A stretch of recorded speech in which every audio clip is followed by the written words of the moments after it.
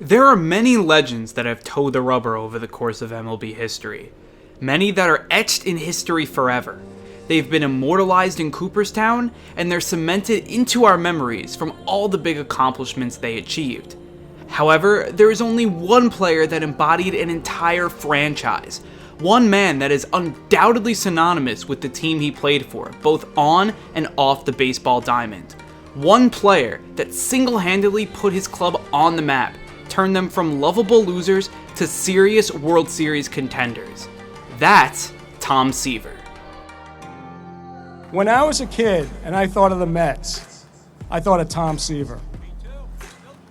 I can still see the windup, his knee dragging in the dirt, the ball exploding out of his hand, and the stunned look on the face of each batter he struck out. Tom led us to our first championship. He transformed the Mets, transfixed New York, and won the hearts of Mets fans. As Mets owner Steve Cohen describes, Seaver truly became beloved by the Queen's faithful. That was never more evident than a few weeks ago right here outside Citi Field.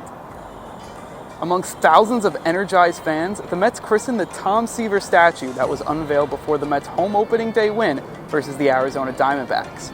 It was a beautiful ceremony filled with amazing memories from Seaver's playing career and life. A star-studded audience was in attendance for the moment, including Cohen, Nancy Seaver, Tom's widow, Seaver's two daughters, Sarah and Ann, as well as the only other player to don the Mets cap in Cooperstown, Mike Piazza. It's only fitting for the Mets to start their 60-year anniversary celebration by honoring their most important player, the franchise. It's been said that humility is royalty without the crown. That's why Tom Seaver is our royalty. A humble warrior, Tom brought many things to all of us.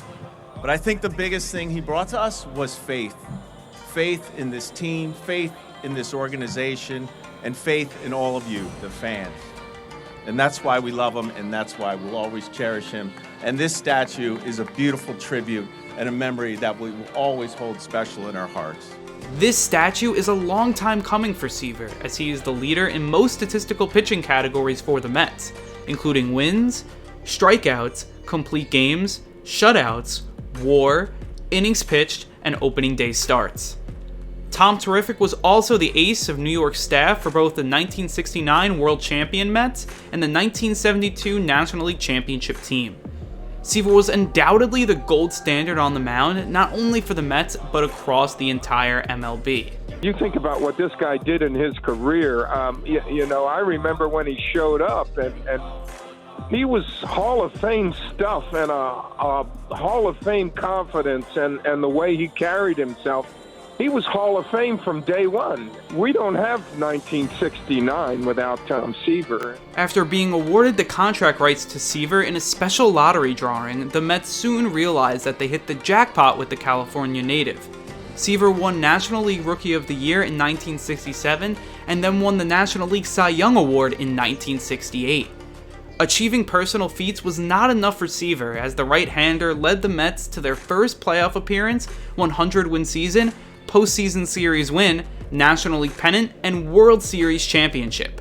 In that process, the pitcher never posted an ERA over 3, threw 5 one-hitters, and made 9 All-Star games while wearing the orange and blue. Well, he turned the whole franchise around. I was the only player that really started with him. I guess, in his early years, he joined the ball club in the mid-'60s, and I was there already for a couple of years. But he turned a losing, laughing stock of guys into an organization right away. He brought professionalism with him. He was very professional on and off the field. He brought class. And when he joined the organization, we knew we had a star from day one. First day he stepped onto the field at Shea Stadium, we knew a star was born. That song was written for him, and of course, his career proved us right. Seaver's Mets career would end on the infamous Midnight Massacre, when New York traded the star pitcher to the Cincinnati Reds during the 1977 trade deadline for Pat Zachary, Doug Flynn, Steve Henderson, and Dan Norman. Seaver made his emotional return back to Shea Stadium later that summer with Cincinnati, striking out 11 Mets, crushing a double at the plate, and picking up a win in the process. The pitcher made 3 more All-Star games the rest of his career, threw his first no-hitter in 1978, a feat that eluded him during his Mets career, and led the National League in wins in 1981. Before Tom Terrific called it a career, he returned to the Mets in 1983. He started opening day, tossed 10 complete games that season, and posted a 3.55 ERA. After Seaver hung up the cleats, he was promptly inducted into the National Baseball Hall of Fame in his first year of eligibility and had his number 41 retired by the Mets in 1988. How you would think that a young kid from Fresno, California would ever end up in Cooperstown, New York? You say, how in the world can it happen? And it can happen very easily when you have the kinds of friends, the kinds of people, the kinds of support, the kinds of education, and most importantly, the kinds of family that I've had in my 40 years of living. On August 31st, 2020, the entire baseball world mourned the passing of Seaver after complications of Lewy body dementia and COVID-19 at 75 years old. However, Tom Terrific will live on for eternity through those who grace the mound in Flushing. Names like Gooden, Darling, Leiter, Santana, DeGrom, Scherzer, all trying to carry on the amazing legacy that the legend penned. Now, everyone who enters Citi Field will be reminded of all of that as Seaver is enshrined forever, just steps away from the mound he called home. For WFUV Sports, I'm Andrew Gullotta.